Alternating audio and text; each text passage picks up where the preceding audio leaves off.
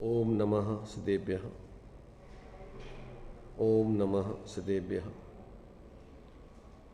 ओम नमः सदेभ्यः। मंगलम भगवान वीरो मंगलम गौतमो गणी मंगलम कुंद कुंदाद्यो जैन धर्मोस्तु मंगलम सर्वमंगल मांगल्यम सर्वकल्याणकारकं प्रधानं सर्वधर्माणां जैनं जयतु शासनं जैनं जयतु शासनं वन्दितु सर्वसिद्धे ध्रुवमचलमणोभवं गतिं पत्ते मोक्षामि समय पाहुर मिणमो सुध केवली भणिदम नमः समय साराय स्वानुभूत्या च काशते चित्सुभावाय भावाय सर्वभावान्तरच्छिदे।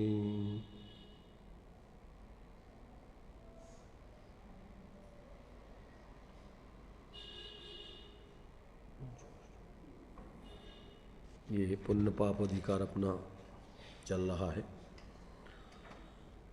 गाथा 145 अपनी चल रही है। इसमें शुभाशुभ कर्म के भेद हैं, उनको अच्छे बुरे के रूप में ना देख करके ये बंध के रूप में हैं, संसार के कारण हैं। इसलिए ये जो कर्म है ये कर्म त्याज्य है, चाहे वो शुभ हो और चाहे अशुभ हो। तो ये मोक्ष मार्ग में जो शुभाशुभ कर्म है वो चूँकि बंधन का कारण है, संसार में घुमाने वाला है, इसलिए जिसको संसार से मुक्त होना है वो किसी भी कर्म में हित बुद्धि नहीं रखता है, किसी भी कर्म को उचित नहीं समझता है, क्योंकि कर्म संसार का कारण है और धर्म मुक्ति का कारण है। तो जिसको संसार में नहीं भटकना है वो इस कर्म को छोड़ करके धर्म करता है, और धर्म ज्ञानपूर्वक होता है। धर्म किसी कसाय पूर्वक नहीं होता है, धर्म स्वावलंबी होता है, परावलंबी नहीं होता है। और जितना भी कर्म है वो सब परावलंबी है, कसाय पूर्वक होता है, और वो संसार का ही कारण बनता है। ऐसा यहाँ पर जो शुभाशुभ के भेद से कर्म दो प्रकार का बतलाया है, व्यवहार से परमार्थ से वो अभेद दृष्टि से विचार किया जाए तो कर्म मात्र त्याज्य है, और वो कर्म कर्म है सामान्य से, इसलिए वो सामान्य रूप से अभेद विवक्षा से वो एक कर्म है और वो संसार का कारण है, ऐसा ज्ञानी समझकर उसको त्यागते हैं। अब यहाँ आचार्य अमृतचंद देव का इसके ऊपर एक कलश भी दिया हुआ है 102 नंबर का। उस कलश को भी इसी के स्पष्टीकरण करने के लिए उस कलश को भी अपन यहाँ पर पढ़ते हैं। 296 पेज पर है। हेतु स्वभावानुभवाश्रयाणाम सदाप्यभेदान्न हि कर्म भेदा तद्बंध मार्गाश्रितमेकमिष्टम् स्वयं समस्तं खलु बंध हेतु।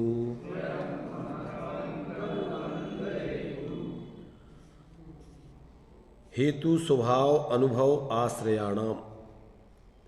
हेतु स्वभाव अनुभव और आश्रय, इन चार का सदा ही अभेदात अभेद होने से नहीं कर्म भेदा, कर्म में निश्चय से भेद नहीं है। तद समस्तम स्वयं इसलिए समस्त कर्म स्वयं खलु निश्चय से भी बंध मार्ग आश्रितम, बंध मार्ग के आश्रित है और बंध हेतु बंध का कारण है। अतः एकम इष्टम, कर्म एक ही माना गया है, उसे एक ही मानना योग्य है, अर्थात उसमें अच्छे बुरे के भेद करना योग्य नहीं है कि ये कर्म अच्छा और ये कर्म बुरा। जिनको संसार से मुक्त होना है उन्हें बंध का मार्ग छोड़ना चाहिए, उसको एक बंध में डाल करके उससे रहित ऐसा अपना ज्ञान स्वरूप आत्मा जो निर्बंध स्वभावी है उसका अवलंबन करके और धर्म की साधना करना चाहिए। तो जिनको इस बंध यानी दो प्रकार के बंध में पक्षपात है कि एक अच्छा है एक बुरा है, एक को छोड़ दें और एक को ग्रहण कर लें, तो कहते ये उनकी मान्यता सही नहीं है। दोनों क्या है, बंध के हेतु हैं, बंध के आश्रित हैं और ये संसार के ही कारण हैं।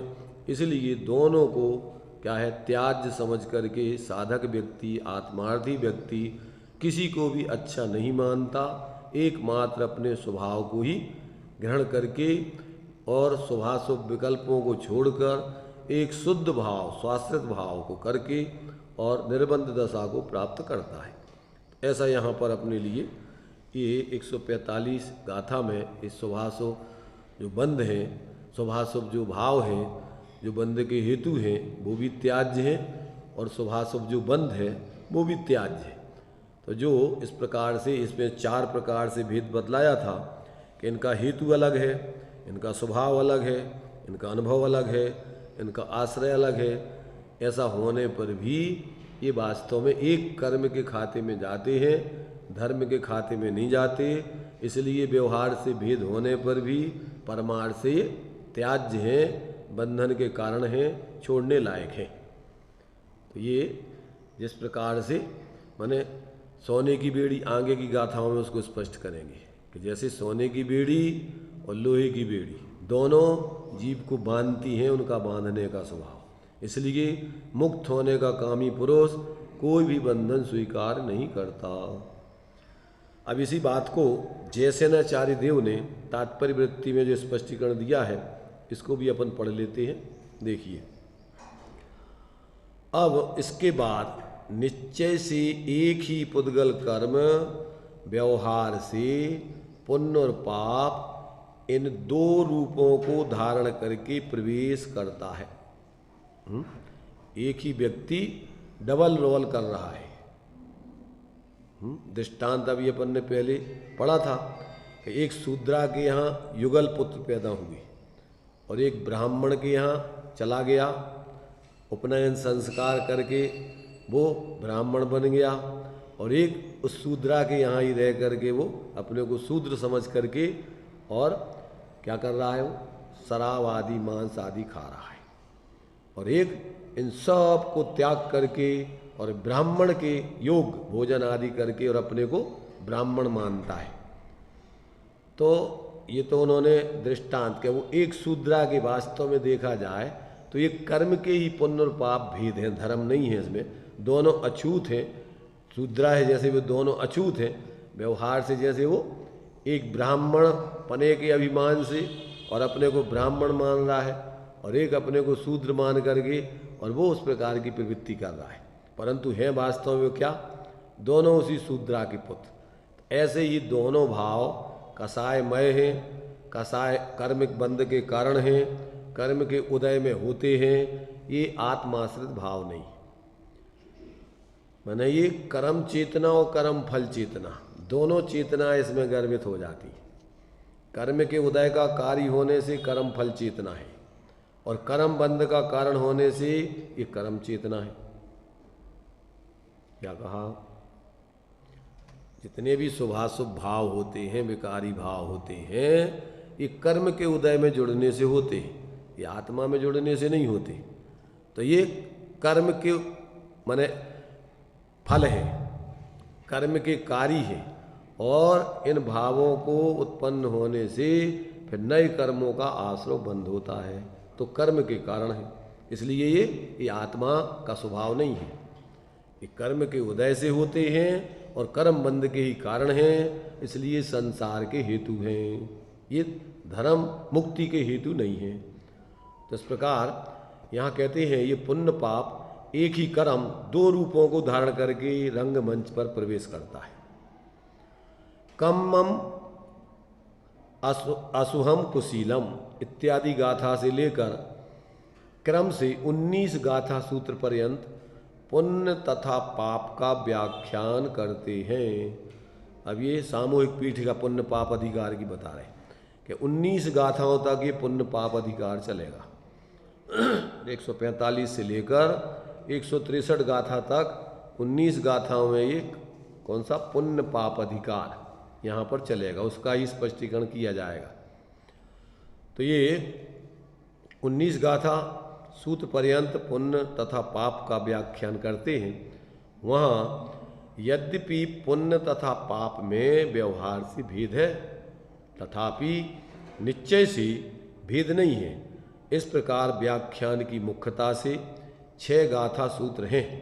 उसके बाद अध्यात्म भाषा से शुद्धात्म भावना के बिना किंतु आगम भाषा से वीतराग सम्यक्त के बिना व्रत दान आदि पुण्य बंध के कारण ही हैं और वे मुक्ति के कारण नहीं हैं, और पुनः वे सम्यक्त सहित परंपरा से मुक्ति के कारण हैं।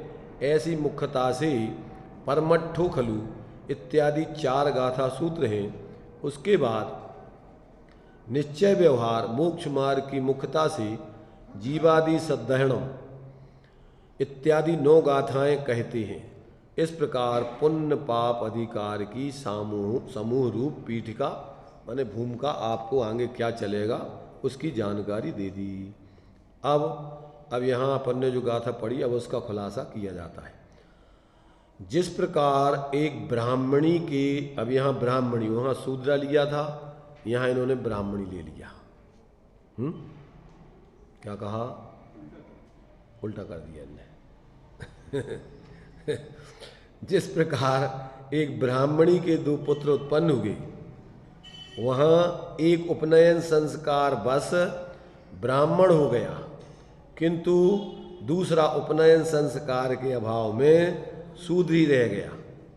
देखो पैदा तो चाहे ब्राह्मणी के यहाँ हुए किसी के यहाँ हुए, वे शूद्र ही होते हैं। मतलब अछूत, जब तक उनको संस्कार किया जाता है। पैदा तो हो गए वे, पर जब तक संस्कार नहीं किए जाए तब तक वो उसको योग्य नहीं माना जाता है। इसलिए जो दुज बोलते हैं उनको ब्राह्मणों को दुजन्मा कैसे, ऐसे अपने यहाँ सम्यक दृष्टि को दुजन्मा बोलते हैं। एक जन्म तो अपना माता के पेट से हुए वे तो सब शूद्र ही है, मिथ्या दृष्टि अज्ञान दशा में होते। और फिर दूसरा भेद विज्ञान करके गुरुओं के सानिध्य में उपदेश सुन करके ब्रह्म स्वरूप आत्मा का जब अनुभव किया जाता है तो ब्राह्मण दूसरा जन्म होता है। तो वो भी ब्राह्मण उसी रूप में है। जब उनको संस्कारित करके अपने स्वरूप का बोध करा करके ब्रह्म स्वरूप आत्मा की साधना का उनको मार्ग दिखा दिया जाता है तो वो ब्राह्मण कहलाते। उनके यहाँ भी यही माना गया है। क्या स्वरूप का भेद विज्ञान जिनको हो जाता भी दुज कहलाते हैं। अपने यहाँ पहले जनेऊ पहनाया जाता था कि नहीं? जब वृत्ति बनाया जाता था तो जनेऊ पहनाया जाता था कि नहीं? तो वो जब तक वो जनेऊ नहीं पहना माने संस्कार करके व्रत नहीं लिए तब तक वो अव्रत माने शूद्र। जहाँ से आपको मोक्ष मार्ग चालू करके आपने बाहर से पापों का त्याग किया, वहाँ से आप दुज दूसरा जन्म हो गया आपका। अब धर्म के मार्ग में अपना चलना चालू होगा। तो यहाँ वो उसी रूप में लिया है इन्होंने, ब्राह्मणी के हुए, परंतु वो जब तक उपनयन संस्कार नहीं हुआ तब तक वो ब्राह्मण नहीं बनेगा, वो शूद्र ही रहेगा। इसलिए एक अपने को संस्कार नहीं होने से वो शूद्र जैसे अनुभव कर रहा है और एक संस्कारित हो जाने से ब्राह्मण का अनुभव कर रहा है। वहाँ वो शूद्रा के यहाँ लिए और संस्कारित कर दिया तो ब्राह्मण बन गया। तो जिस प्रकार एक ब्राह्मणी के 2 पुत्र उत्पन्न हुए, वहाँ एक उपनयन संस्कार बस ब्राह्मण हो गया, किंतु दूसरा उपनयन संस्कार के अभाव में शूद्र हो गया। उसी प्रकार निश्चय नय से एक ही पुद्गल कर्म जीव के शुभ और अशुभ परिणाम के निमित्त से व्यवहार से दो प्रकार का हो जाता है, ऐसा कहते हैं। कम्मम अशुभम कुशीलम सुहकम्मम चावी जान सुशीलम। अशुभ कर्म कुत्सित या कुशील है, हेय है। शुभ कर्म सुशील है, सुंदर है, उपादेय है। इस प्रकार कुछ व्यवहारी जनों का पक्ष है जो निश्चय रूप अन्य पक्ष से वह बाधित है।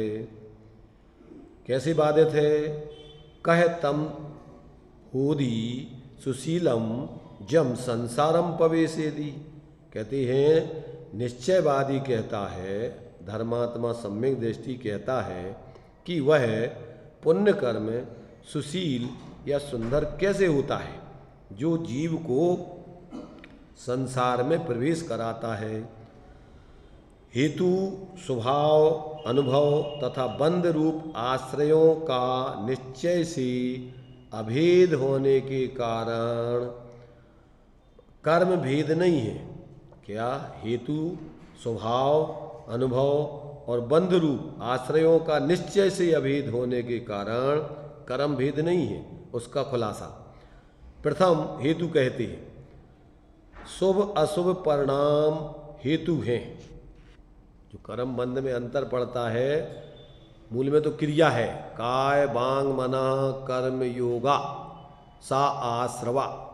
जो भी क्रिया है वो आश्रव रूप होती है। जितनी भी क्रियाएं हैं मन वचन काय के आश्रय से, वो सब कैसी हैं? आश्रव रूप कहलाती हैं। वे सब आश्रव हैं। अब उन आश्रवों में भेद पड़ जाता है भावों के आधार से। क्या? काय वांग मना कर्म योगा सा आश्रवा। अब शुभा पुण्यस अशुभा पापस्य। जिसमें शुभ भाव होते हैं, अभिप्राय जैसे भगवान की पूजा का भाव है, अपने लिए, और भी शुभ परोपकार आदि का भाव है, दान आदि देने का भाव है, जो भी जीवों की रक्षा करने का भाव है, तो ये कौन सा भाव है? ये शुभ भाव है। इसमें आपका दूसरों की हित करने का भाव है, दूसरों की पूजा आदि करने का भाव है, दूसरों का बहुमान आदि करने का भाव है। तो ये शुभ भाव है। इसलिए कैसा कर्म बंधेगा? इसमें शुभ कर्म बंधेगा। मुक्त नहीं होगी, बंधन में ही पड़ोगी। और एक क्या है? हिंसा आदि का भाव है, असंयम आदि का भाव है, पंचनियों के भोग आदि का भाव है, परिग्रह आदि इकट्ठा करने का भाव है, झूठ बोलने का भाव है, चोरी का भाव है, अब्रह्म का भाव है। ये सब पाप भाव है। तो इससे भी कर्म बंधेगा, उससे भी कर्म बंधेगा। दोनों बंधन कराएंगे, मुक्ति का कारण नहीं बनेगा। मुक्ति का कारण तो क्या बनेगा कि जब अपन अपने मुक्त स्वरूप आत्मा का परावलंबन छोड़ के स्वावलंबन से उसने ज्ञान स्वरूप आत्मा का ज्ञान पूर्वक जिएंगे, अवलंबन करके क्या मोह पूर्वक नहीं जिएंगे। ज्ञान अभ्यास करेंगे तो मोह क्षीण होगा। और ये सब जो बाहर के कार्यों में प्रवृत्ति करेंगे तो कर्म बंद होगा। इसलिए कर्म मात्र त्याज्य है और ज्ञान अपने लिए बंधन से मुक्ति का हेतु है। ज्ञान समान न आन जगत में सुख को कारण, यह परमामृत जन्म जरा मृत्यु रोग निवारण। जे पूरब शिव गए और अब आगे जे हैं, सो सब महिमा ज्ञान तनी मुनिनाथ कहे हैं। विषय चाह दबदाह जगत जन अरनि दजावे, और तास उपाय न आन ज्ञान घन घान बुझावे। एकमात्र ज्ञान स्वभाव, ज्ञान ही आपका इन कर्मों से बंधनों से मुक्त कर सकता है। कोई कर्म आपको बंधन से मुक्त नहीं करता। सारे कर्म क्या है? संसार में प्रवेश कराते हैं। और एकमात्र ज्ञान या धर्म, उसी ज्ञान के आश्रित जीवन जीने का नाम धर्म है। अपने ज्ञान स्वरूप आत्मा की श्रद्धा, ज्ञान और लीनता, वो धर्म है, वो सब ज्ञान में गर्भित हो जाते हैं, ज्ञान की आराधना में आते हैं। और ये अज्ञान की आराधना में आते हैं। अज्ञान माने मिथ्या दर्शन ज्ञान चारित, और ज्ञान माने सम्यक दर्शन ज्ञान चारित। ज्ञान की आराधना माने अपनी सहज स्वभाव की आराधना, सहजता की आराधना, और क्या है अपने लिए कर्म माने असहजता का, आकुलता का कार्य, शांति नहीं रहती उसमें, जो भी कर्म करोगे उसमें आकुलता खड़ी होगी। ऐसा जब तक जीव को वस्तु तत्व का निर्णय नहीं होता तब तक अज्ञान अवस्था में व्यक्ति कर्मों में ही भ्रम करके और अपने को धर्मात्मा मान करके चतुर्गति का ही पाता है, अंतिम ग्रेव के लोगों की हद चला जाता है। क्या मान करके? कर्म में धर्म मान करके। जितना भी पराश्रित कार्य है वो कर्म धर्म नहीं हो सकता है। तो ऐसा जब तक जीव को निर्णय नहीं होता है तब तक वो कर्मों में आसक्त रहता है, वो कर्म से मुक्त नहीं होता है। तो यहाँ कह रहे हैं कि इस प्रकार से ये जो है कि शुभ कर्म सुशील है, अशुभ कर्म कुशील है। तो कहते जो कर्म तुम्हें संसार में प्रवेश करावे, संसार में भटकावे, वो सुंदर सुशील और पुण्य रूप कैसे हो सकता है? जो जीव को संसार में प्रवेश कराता है तो ऐसा जो है निश्चयवादी कहता है कि वह पुण्य कर्म सुशील या सुंदर कैसे हो सकता है? हेतु स्वभाव अनुभव तथा बंध रूप आश्रयों का निश्चय से अभेद होने के कारण, माने जो शुभाशुभ भाव है, माने जो पुण्य के हेतु हैं, वे दोनों कहते हैं कैसे हैं? वे सब वास्तव में कर्म रूप हैं, जिनके कारण से शुभाशुभ कर्मों का बंध होता है। वे परिणाम तुम्हारे पराश्रित भाव हैं, वे कोई स्वाश्रित परिणाम नहीं है। इसी दोनों एक ही है, अशुद्ध भाव है। जीव के दो प्रकार के भाव, एक शुद्ध भाव एक अशुद्ध। अशुद्ध भाव के दो भेद हैं, एक पुण्य और एक पाप। तो कहते सामान्य से वो अशुद्ध ही भाव है। जिसको तुम शुभ कह रहे हो वो भी अशुद्ध है, और जिसको अशुभ कह रहे हो वो भी अशुद्ध है। इसलिए दोनों एक ही है उसका हेतु, अशुद्ध भाव उसका हेतु है सामान्य से। और जिसको तुम शुभाशुभ कर्म कह रहे हैं वे कर्म ही की एक खाते स्वभाव वाले हैं, वे कोई धर्म आत्मा के स्वभाव वाले नहीं हैं। इसलिए वो भी उनका एक ही है। और अनुभाग जो है सुख और दुख वो पुद्गल का ही अनुभाग है, साता साता वेदनी आदि का। इसलिए वो भी एक पुद्गल ही है, इसलिए उनका वो भी कहते हैं एक ही है।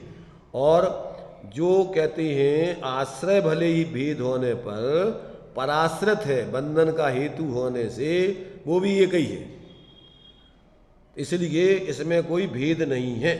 तो कहते हैं वह शुद्ध निश्चय नय से अशुभ अशुद्धता की अपेक्षा एक ही है, माने दोनों अशुद्ध ही हैं, चाहे शुभ हो और चाहे अशुभ हो। पुण्य पाप रूप द्रव्य पुद्गल, पुण्य पाप रूप द्रव्य पुद्गल द्रव्य स्वभाव है, और वह भी निश्चय से पुद्गल द्रव्य रूप से एक ही है। क्या है ये? पुण्य पाप रूप जो द्रव्य है वो पुद्गल द्रव्य का ही स्वभाव है, और वह भी निश्चय से पुद्गल द्रव्य रूप से ही एक ही है। उसका फल सुख दुख रूप है, और वह फल रूप अनुभव है। वह सुख दुख का अनुभव भी आत्मोत्पन्न निर्विकार सुखानंद की अपेक्षा दुख रूप से एक ही है। माने जिसको तुम सुख दुख कहते हो वो परमार्थ से दुख ही है, वो सुख नहीं है, एक ही है। इसलिए तथा आश्रय शुभाशुभ बंध रूप है, और वह भी बंध की अपेक्षा एक ही है। भले ही वो आश्रय की अपेक्षा अलग अलग है, परंतु बंध की अपेक्षा तो दोनों एक ही कहलाएंगे। इस प्रकार शुभाशुभ दोनों कर्म हेतु स्वभाव अनुभव और आश्रय के सदा अभेद होने से यद्यपि व्यवहार से भेद है, तथापि निश्चय से शुभाशुभ कर्म में भेद नहीं है। इस प्रकार व्यवहारवादियों का पक्ष बाधित ही है, खंडित ही है, वास्तव में अमान्य ही है, मानने लायक नहीं। ऐसा यहाँ पर अपने लिए पुण्य पाप अधिकार में दोनों का एकत्वपना सिद्ध किया है कि दोनों वास्तव में अपने लिए बंधन के हेतु हैं, बंधन स्वरूप है, संसार के कारण हैं, और आकुलता रूप है। इसमें किसी प्रकार कहते हैं सुख शांति नहीं है, ये आत्मा को मुक्त नहीं करती। ऐसा जो है इस 145 गाथा का भाव आचार्य देव ने स्पष्ट किया है। अब इसके बाद 146 गाथा में भी, अब चूंकि सिद्ध अनेक अनेक दृष्टिकोणों से करेंगे, क्योंकि जीवों को जो आदत पड़ जाती है फिर छोड़ना बहुत मुश्किल होता है, कुटीब को छोड़ना बहुत मुश्किल होता है। ऐसे लगने लगता है कि ये अपना जीवन ही है, इसके बिना हमारा जीवन नहीं चलेगा। अब दृष्टांत दे करके दूसरा खुलासा करते, अब यह सिद्ध करते हैं कि दोनों शुभाशुभ कर्म बिना किसी अंतर के बंध के ही कारण है, निर्विशेष रूप से बंध के कारण है, इसमें कोई विशेषता नहीं है, दोनों वास्तव में समान रूप से बंधन ही करते हैं। ये दृष्टांत देकर इस 146वीं गाथा में सिद्ध करती। देखिए गाथा, सोवर्णीयम फिनीयलम बंददी कलायसम पिजय पुरीसम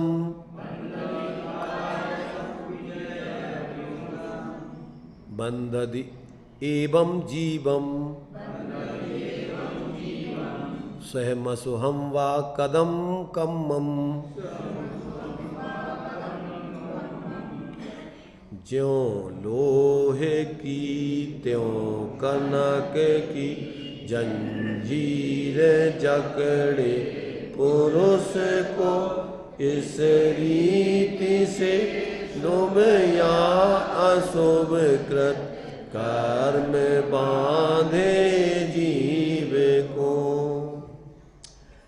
जैसे सौवर्णिकम सोने की, निगलम बेड़ी, अपि भी पुरुषम पुरुष को बंधनाती बांधती है, और कालायसम लोहे की भी बांधती है। एवं इस प्रकार शुभम व अशुभम, शुभ तथा अशुभ कृतम कर्मम, शुभ और अशुभ किया हुआ कर्म जीवों को बंधनाती अविशेषतया बांधता है, इसमें कोई विशेषता नहीं है। परमार्थ से व्यवहार में विशेषता है। विशेषता क्या है तो वो बताया भेद प्रभेद अभी किस दृष्टिकोण से। अब या दूसरा ये दृष्टांत दिया कि सोने की बेड़ी से बांधो या लोहे की बेड़ी से बांधो, बांधने में तो दोनों अविशेष हैं। इसलिए जिनको मुक्त होना है, जिनके लिए सुखी होना है, उनके लिए कोई भी कर्म करने लायक नहीं है, कोई भी बंधन स्वीकार करने लायक नहीं है। इसलिए मोक्ष मार्ग में ऐसा सोचो कि एक माने कोई भी रस्सी लो, रस्सी, तो उस रस्सी में जैसे अपन ने देखो 5 गांठें लगा दी। कितनी गांठें लगा दी? 5 गांठें लगा दी अपन ने, ठीक है। तो उस रस्सी में क्या अंतर पड़ा? एक रस्सी में अपन ने 5 गांठें लगाई। अब अपन क्या है तो रस्सी क्या हो गई, अपन को गांठ गठीली दिखाई दे रही है और रस्सी छोटी दिख रही है। कुछ कमी उस रस्सी में दिखाई दे रही है। रवि तुम्हारी समस्या है, अपने में तुम्हें कमी दिखती ना वो, परंतु परमार्थ से देखो तो उस गांठ गठीली रस्सी में भी कमी कुछ नहीं है। वो रस्सी पूरी की पूरी है। अब उसको अपन गांठें खोलो, एक एक करके गांठें खोल दो। एक गांठ खोल दो, दूसरी खोल दो, तीसरी खोल दो, चौथी खोल दो, 5वीं खोल दो, तो रस्सी कितनी बड़ी हो गई? अंतर क्या आ गया? अंतर उसकी अवस्था में आ गया। सर रस्सी उतनी की उतनी। ऐसे जो बंधन वाली आत्मा है और जो निर्बंध आत्मा है, परमार्थ से देखा जाए द्रव्य पने से, तो रस्सी पने से देखा जाए तो उस रस्सी में कोई अंतर नहीं। जिस समय वो बंधन में पड़ी है उस समय भी रस्सी पूरी है क्या कम है?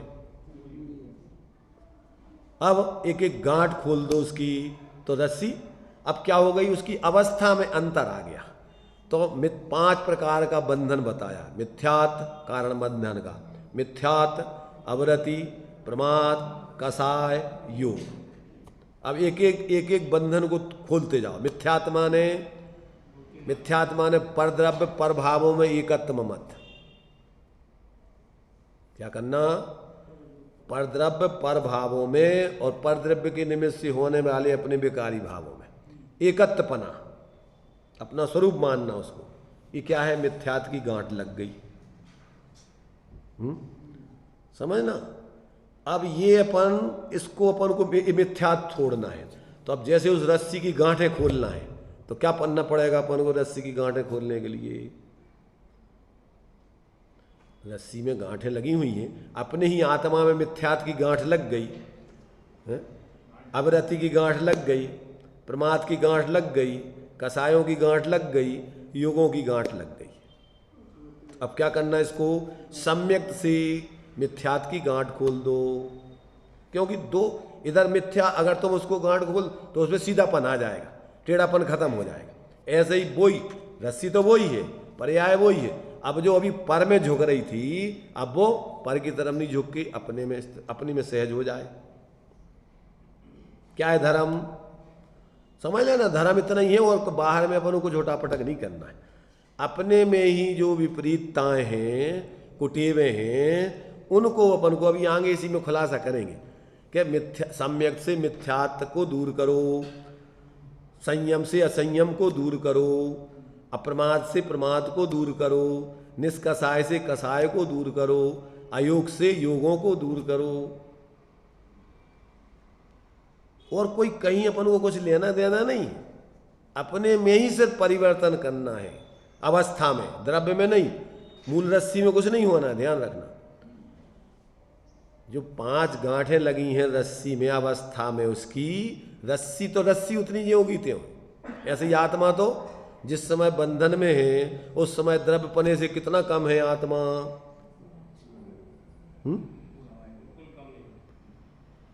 तो अपन को अब क्या करना है? अब धर्म करना है। तो धर्म में अपन को क्या क्या करना है बताओ? बाहर में कितनी उठापटक करना है?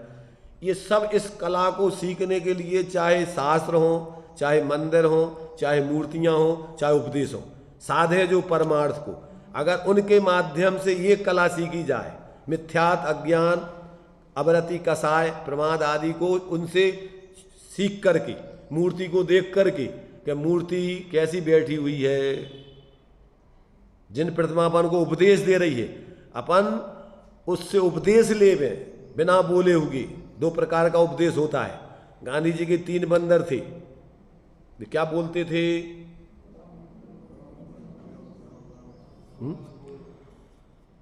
ये व्यवहार का पक्ष है, परमार्थ का पक्ष है। तो बोलो मत, बोलना तुम्हारा स्वभाव नहीं। कुछ भी बाहर का सुनो मत, तुम्हारा कोई बाहर का सुनना स्वभाव नहीं। बाहर देखो मत। अपने भगवान क्या बोल रहे? वे गांधी जी के बंदर और अपने भगवान। गांधी जी ने तो ये निकाल लिया है कि बुरा मत बोल, अरे बुरा मत देखो। अब पहले देखोगे तो बुरा अच्छा, तो बाद में निर्णय करोगे ना, देखना तो पड़ेगा ही ना। अब देखा ही लिया तुमने तो अब और बंदर हो जाएगा। वही अंधे के, वो अपन बोलते अषाढ़ के अंधे को हरा ही हरा दिखता फिर।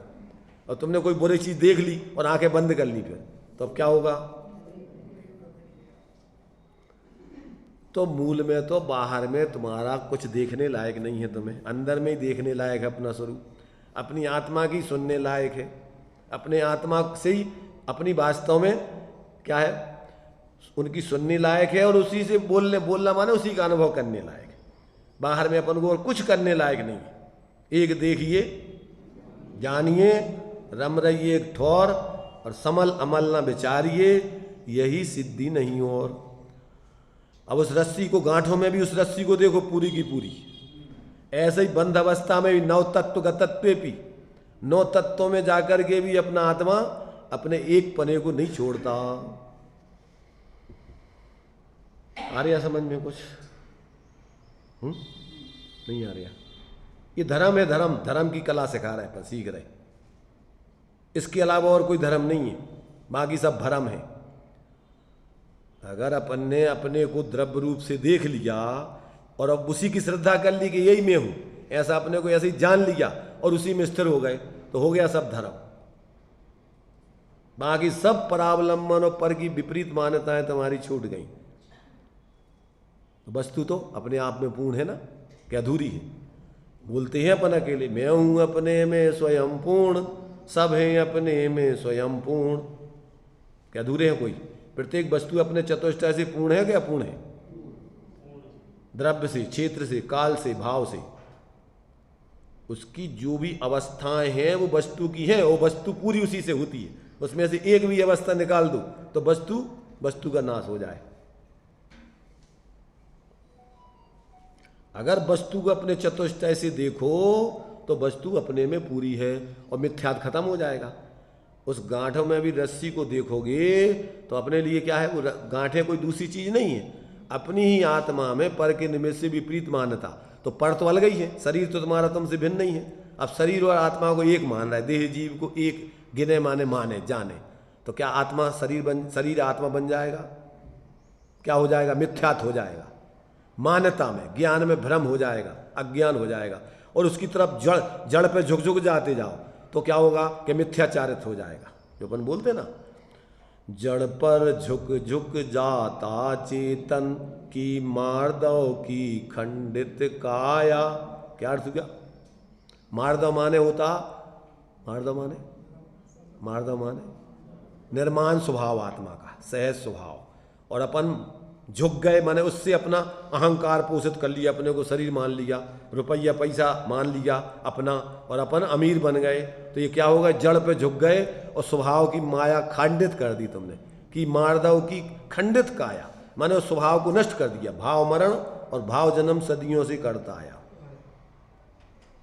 भावों में ही तुमने अपने स्वभाव का घात कर लिया अपने कारण से, किसी दूसरे ने नहीं किया। तुमसे किसने कहा? भगवान अरहंत के पास समूषण का वैभव है, बढ़िया सुंदर समचतुरा संस्थान शरीर है, उनके कितना धर्म हो रहा है, और तुम्हारे पास क्या है? हैं? तो बाहर के शरीर से कोई अधर्म नहीं होता है, संयोगों से उनका तो पुण्य का वैभव समूषण की सब है, वो पुण्य के उदय, उनके पुण्य के उदय से मिला। पर उनको कोई उसमें ना तो दम्भ है ना कोई किसी प्रकार का, और उसके कारण से भी अपना मूल्यांकन कर, वो तो अपने सहज अपने ज्ञाता दृष्टा स्वभाव रह रहे। और तुम रहो तो तुम्हें क्या समस्या है? जैसी परिस्थिति है, पुण्य पाप फल माए हरक बिलखो मत भाई, ये पुद्गल पर्याय, ये तो तुम्हारी है ही नहीं। सब जो भी संयोग है पुण्य पाप के उदय से मिले भी तुम्हारे हैं, तुम हो क्या? ये पुद्गल पर्याय। उपज बिन से स्थिर था ही, तो वो तो उत्पन्न होती नष्ट होती, द्रव्यपने से ज्यों की त्यों रहती। न पुद्गल कभी नष्ट होता है सर्वथा, और न कोई अन्य द्रव्य जीव आदि नष्ट होते, अवस्थाओं से अवस्थान्तर होते रहते।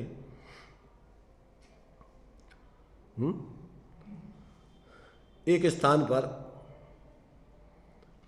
किसी परिवार में किसी सदस्य का मरण हो गया था। उनके कोई रिश्तेदार सज्जन थे, आए, वो सारे लोग रो रहे थे, चिल्ला रहे थे, चीख रहे थे। तो आकर के उन्होंने कहा भैया क्या हो गया? तो उन्होंने कहा फलाने ये हमारे ये मर गए। तो उन्होंने कहा मर गए? कौन मर गया? ये जीवित है कि मरे हुए? ये जो है ये मर चुके, जिसको तुम माने जो तुम्हारे सदस्य नाम था उनका फलाने चंद, ये मर गए कि जिंदा है? तो लोगों ने कहा तुम बताओ क्या है इसमें, तुम क्या समझते? कि देखो कि जो मरा था वो तो अभी भी मरा ही है, और जो जिंदा था वो भी अभी जिंदा ही है। देखने का तुम्हारे लिए सिर्फ आंखें चाहिए। जो मरा था वो पहले भी, अभी भी मरा, पहले ही मरा था, और जो जिंदा था वो अभी भी जिंदा है, पहले भी जिंदा था। मैंने ऐसा समझो कि पानी में बबूला उठता है और नष्ट हो जाता है, तो ये बताओ कि वो बबूला क्या है? बबूला क्या है? वो बबूला क्या है? पानी का बबूला बोला जीवन के लिए, एक पानी का बबूला जैसा है। तो पानी का बबूला क्या है? वो देखो बबूला में भी पानी है, और बबूले जब उठा नहीं था तब भी पानी था, और बबूला नष्ट हो गया तब भी पानी है, बबूले में भी पानी है। क्या है उसमें? अकेली वो अवस्था विशेष विनष्ट हो गई। एक पर्याय अकेला मात्र पानी नहीं है। तो इन प्रत्येक जन्म होते हैं उनमें भी आत्मा है। जन्म के पहले भी आत्मा थी, मरण के बाद में भी रहती है, और उस बीच में जन्म और मरण के बीच में जो जीवन है उसमें भी आत्मा है। तो आत्मा अवस्थाएं तो उत्पन्न होती नष्ट होती, और उसमें रहने वाला आत्मा न उत्पन्न होता है नष्ट होता है। तो जिस बबूले, जो बबूला है जिस पानी से बना है, तो पहले पानी सामान्य अवस्था में था, अब विशेष अवस्था में हो गया, फिर बबूला मिट गया, वो पानी सामान्य, तो उसमें हुआ क्या? अब वस्तु तो अवस्था से अवस्थांतर होती है, उसमें कुछ नष्ट होता क्या? ऐसे जीव न तो उत्पन्न होता है न नष्ट होता है, सिर्फ अकेला अवस्थाओं से अवस्थांतर होता रहता है। अब देखने का तरीका चाहिए। संयोग तो जीव पहले भी नहीं है, चाहे वो संसार दशा में रहे चाहे मुक्त दशा में रहे। भाई देखने का तरीका है ना। अभी भी जीव अभी इस पर्याय में पूरा का पूरा है। इसके पहले ये पर्याय नहीं थी, इसके पहले जीव पूरा था कि अधूरा था? ये तो सब संयोग हैं। अघातिया कर्म तो निमित्त है, ये नो कर्म भी उस कर्म के निमित्त नैमित्तिक है। पर जीव अपना जो जिस अवस्था में रहता है वो पूरा रहता है, उसमें कोई अधूरापन नहीं है। देखने का तरीका चाहिए। अपन पर्याय मात्र अपने को मान लेते हैं। तन उपजात, तन तो निमित्त है, तन के साथ आत्मा, अणुगुरु देह परमाणु, उपसंहार सप दो चेदा, असमय दो व्यवहारा, निश्चय नहीं दो असंख्य देश होगा। आत्मा कितना है? आत्मा तो इस शरीर में अभी व्यवहार से अणुगुरु देह प्रमाण, आत्मा में ऐसी शक्ति है, कौन सी? संकोच विस्तार की। जिस शरीर में जाता है उस शरीर प्रमाण रहता है व्यवहार से, और परमाण से निश्चय नहीं दो असंख्य देश होगा। निश्चय से तो वो सदा असंख्यात प्रदेशी रहता है, चाहे निगोदिया के शरीर में हो और चाहे बड़े स्वयंभू लवण समुद्र के महामत्स्य के शरीर में हो। कितने प्रदेश हैं आत्मा के? उतने ही के उतने, तो उसमें कुछ होता ही नहीं। निश्चय से तो जितने प्रदेश है उतना ही है। व्यवहार में अवस्था में थोड़े संकोच विस्तार हो जाता है, तो अपन को लगता है कि हम छोटे हो गए, हम बड़े हो गए। लंबे चौड़े होवे के लाने कभी कभी दवाई खाते रहते अपन, और उससे और बीमारी हो जाती। होती कि नहीं होती? अभी अपने वकील साहब के उस बच्चे ने खा ली थी लंबे होने की दवाई, पता है कि नहीं? नहीं पता। उमरेश वकील के बच्चे ने हमेशा के लिए, अब वो क्या है, उसका वो शरीर का सिस्टम खराब हो गया, हमेशा इंसुलिन क्या दवाई खाना पड़ती। इनको तो पता होगा है? हाँ, इंसुलिन लगाना पड़ता। क्या खा लिया था उसने? वो बड़े होने के, लंबे होने के लिए वो बताई जो दवाइयाँ वे खाते रहे, तो अंदर में जो और शरीर खराब हो गया। तो मतलब क्या है? अरे अपन न बड़े होते न छोटे होते, भ्रम है अपन को।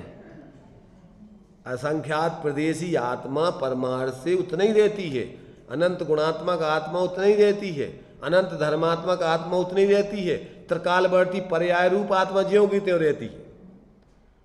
सभी पर्यायों में आत्मा पूरी ज्यों की त्यों रहती है, पर्याय अकेली बदलती जाती हैं बस। अब इतना है कि संसार दशा में संयोग संयोगी भावों का अभाव होकर स्वाभाविक अवस्थाएं पैदा होने लगती हैं, पर आत्मा में कोई कमी बड़ी नहीं होती। अवस्था सिर्फ अभी परावलंबन कर रही थी, पर पे झुक रही थी, अब पर पे नहीं झुकती, बस इतना सा अंतर आ गया। अब आत्मा वही है पूरी की पूरी। किसे कहते? धर्म। परद्रव्यंते भिन्न आप में रुचि सम्यक्त भला, इसका नाम धर्म। आप रूप को जान पनोसु सम्यक ज्ञान कला, इसका नाम धर्म। और आप रूप में लीन रहे थे सम्यक चारे सोई, इसका नाम धर्म। पर पे नहीं झुको, पर में मूर्छित मत हो, अपने को अपने रूप जानो मानो, उसी का अनुभव करो, इसका नाम धर्म। और क्या है? सब भरम है बाकी तो। इस धर्म को नहीं करके अपन धर्म के नाम पे क्या क्या करते हैं? चलो फलानी जगह सोनागर चलो, सोना बरसेगा। चलो शिखर जी, क्या मिलेगा? रत्न है, वहां पर हीरा मोती मिलेंगे। आ जाओ चमत्कार, कौन समस्या है किसके पास है, ले आओ 2.5 लाख रुपया, सब तुम्हारी समस्याएं दूर हो जाएंगी। हमारी समस्या मिट जाएगी तो तुम्हारी समस्याएं सब दूर हो गई। अरे भाई, जो भोले जीव हैं जब तक रहेंगे तब तक ठगने वालों की ठगाई चलती रहेगी। अगर भोले जीव नहीं हो तो ठगने वाले भी कैसे रहेंगे वहां पर? भूखे भूखे दोनों लड़ेंगे, दोनों मरेंगे। मूर्ख मूर्ख दोनों एक दूसरे की संगति करेंगे तो दोनों की ओर मूर्खता डबल होगी। जैसे दो दुखी शादी कर लेते हैं, समझ रहे? दुखी है, हर व्यक्ति दुखी है ना, तो सुखी होने के लिए शादी कर रहा ना। एक तो उनकी समस्या अपनी खुद की है और एक समस्या और संगे आ गई की है। अब वो कौन की समस्या कौन मिटाए बताओ? वो अपनी समस्या उससे मिटवाएगा, वो उसकी समस्या वो मिटाए। अब उसकी समस्या उसके सिर पे और आ जाती है तो डबल रोना और होता है कि मरे अब क्या करें।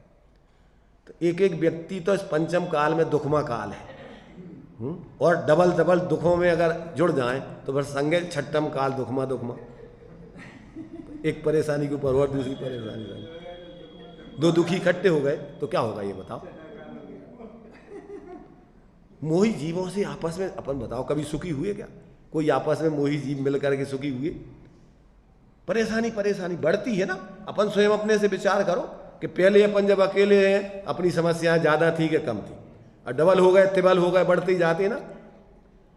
पहले 2 पांव से 4 पांव हुए, 4 पांव से 6 पांव हुए, 6 पांव से 8 पांव हुए, जितने जितने और बच्चे तो और उतनी समस्याएं बढ़ती जाती कि घटती जाती? कभी सोचते अपन? देखो ये सब समस्याएं किसको है? मूर्खों के जीवन में है। समझदार लोगों को कहीं कोई समस्या नहीं। क्यों? कि वो किसी पर को अपना मानता ही नहीं, उसका कर्ता धर्ता बनता ही नहीं। साथ में रहते हुए भी वो सब अकेले अकेले स्वतंत्र जीवन जानता है। एक दूसरे का सहयोग करते हैं। अगर निचली भूमिका में घर गृहस्थी में भी रहें सम्यक दृष्टि तो कैसे रहते हैं? गेही पे ग्रह में न रचें ज्यों जलते भिन्न कमल। किसी के ऊपर बोझा नहीं बनते, अपना बोझा दूसरे के ऊपर नहीं लादते, दूसरों का बोझा अपने ऊपर नहीं लेते। सब स्वतंत्र, तुम भी स्वतंत्र वे भी स्वतंत्र। एक दूसरे का संयोग करो और स्वतंत्र जियो आराम से, कोई परेशानी नहीं। पर जब एक दूसरे के ऊपर हावी होते हैं, एक दूसरे को अपने हिसाब से चलाना चाहते हैं तो समस्या ही समस्या है। कौन किसके अधीन रहना चाहता है बताओ?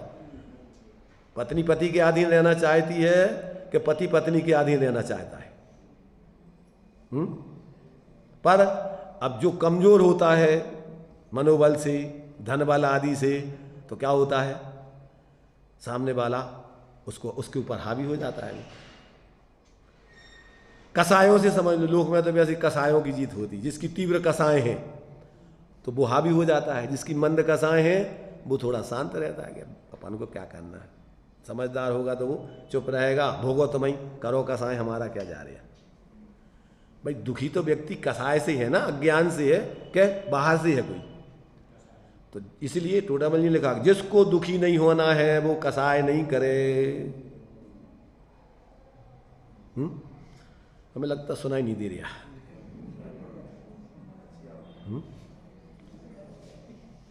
अपन को अभी जो है सुनना अपना जो है क्या है कि अपना क्या है कि खाके रहते ना सब लोगों के, तो दिमाग में जो खाके हैं उन खाकों से थोड़ा बाहर अगर अपन हो तो फिर अपना सब बंद हो जाता, सुनना बनना उपयोगिता हो जाता है। तो अपना वैसे टाइम हो गया है, इसलिए अपन अभी यहीं विराम लें, पर इस पर विचार करना क्या कि ये अपने लिए बेड़ियां हैं, बेड़ियां संसार में। तो मूल में तो अंदर की अपने अज्ञान की और कसायों की बेड़ी है। व्यवहार में जो बेड़ियां हैं ये बेड़ियां औपचारिक हैं। परमार्थ से तो अपनी बेड़ी स्वयं अपन स्वयं है। अज्ञानता से अपन स्वयं बंधते हैं, कोई दूसरा नहीं बांधता तुम्हें। कौन बांधता है? अगर कोई नौकर बनने तैयार नहीं होगा तो तुम्हारा मालिक कोई बनेगा? है कोई एक दूसरे के अधीन होना नहीं चाहे तो कोई अधीन कर लेगा किसी को? कैसे करेगा ये बताओ? जब तुम स्वयं एक दूसरे के बंधने में तैयार हो तो दूसरा एक दूसरे को बांधने में तैयार हो जाए। इसलिए जो मुक्त होने का, श्रीमद जी ने लिखा, जो मुक्त होने का काम ही है वो बंधन में नहीं पड़ता किसी, ना किसी को बांधता। क्यों? बांधने वाला भी बंध जाता है। जैसे मान लीजिए पुलिस वाले हैं, अब मान लीजिए कि वो अपराधियों को हथकड़ियां बेड़ियां डाल के बांधे हुए हैं, तो कौन बांधे हुए है? ये पुलिस वाले बंधे हुए हैं कि वो अपराधी बंधा हुआ है? अपराधी तो फिर भी इतने नहीं बंधे हुए, पुलिस वाले उससे ज़्यादा बंधे हुए। अपराधी को तो तुमको क्या हमें पेशाब करने जाना है, शौच को जाना, और तुमने छोड़ा नहीं, क्यों भगा? तो वो तो तुम्हें 24 घंटे उसकी ध्यान रखना पड़ेगा, और उसको कोई चिंता नहीं। जब उसको सोना है सो जाएगा, जब खाना है खाएगा, उसको कोई चिंता नहीं है। तो जो दूसरों को अपने अधीन रखता है वो ज़्यादा परेशान रहता है, 24 घंटे परेशान होता है। इसलिए ये बात अपन को जब समझ में आ जाएगी तो अपन अपने ज्ञान पूर्वक जिएंगे, अपने जीवन में किसी प्रकार के मोह का, जो परावलंबन का भाव है, उस भाव को तोड़ेंगे, ज्ञान से छोड़ेंगे, और अपना स्वभाव ज्ञान स्वरूप जीने का है, ज्ञाता दृष्टा रहने का है, शांत निराकुल रहने का है, बोलने का नहीं, सुनाने का नहीं, मात्र सुनने का नहीं, क्या जीने के काम है ये। तो मैं शांत निराकुल चेतन हूँ,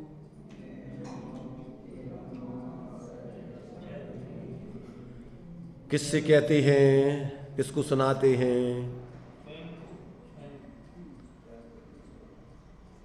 अगर ये समझ में आ जाए कि मैं शांत निराकुल चेतन हूँ, है मुक्ति रमा सहचर मेरी, यानी मोहरहित परिणति ही अपनी साथी है, ममता वाली परावलंबन वाली परिणति आत्मा की साथी नहीं है, तो अपन अब ये विकल्प भी छोड़ देंगे। क्यों? कि ये विकल्प भी अपन को परावलंबन वाले हैं, तो फिर वो शांत हो जाएगा, फिर वो बोलेगा नहीं, फिर वो अंदर में अपने को देखेगा, अनुभव करेगा ऐसा कि वास्तव में हम कैसे हैं, शांत स्वभावी हैं, और आनंदित हो गए होगा देख करके अपने शांत स्वभाव को, अपने ज्ञाता स्वभाव को, और फिर बोलती बंद हो जाएगी, जानना देखना रह जाएगा और बोलती बंद हो जाएगी। किसको बोलें, क्या बोलें, क्यों बोलें? तो जब तक समझ में नहीं आ रहा है तब तक बोला जाता है, सुना जाता है, सुनाया जाता है, और जब समझ में आ जाता है तो फिर न बोलता है न सुनता है, बस अंदर में जानता है, आनंदित होता है। अब ये जो है अपन को ये 146वीं गाथा का विस्तार अपन देखेंगे। अभी तो अपना टाइम हो गया।